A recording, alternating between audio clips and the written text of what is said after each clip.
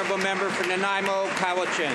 Mr. Speaker, the Prime Minister himself promised reconciliation with the 2008 residential school apology, yet this Conservative government is facing an unprecedented human rights tribunal for systematically discriminating against First Nations children on reserve, providing them with 22% less funding for child welfare services than what other children receive.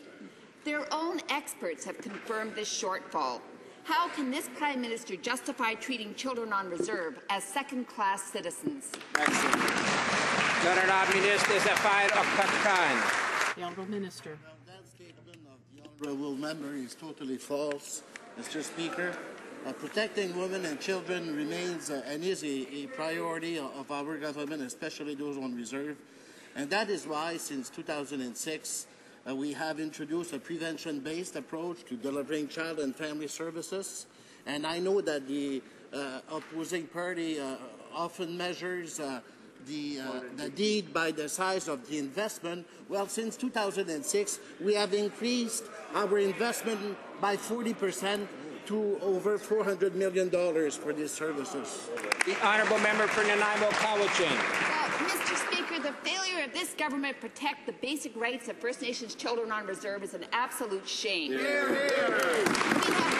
We have more First Nations children removed from their homes and put in foster care than at the height of the residential school era. This is unacceptable in a country as rich as Canada. When will this government stop discriminating against First Nations children and start funding child welfare at the same standards and quality as all other services in this country? The Honourable Minister of Aboriginal Affairs. Order.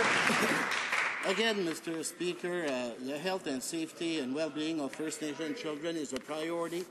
I remember that very party opposing, for example, the matrimonial property legislation we introduced to protect women and children on reserve.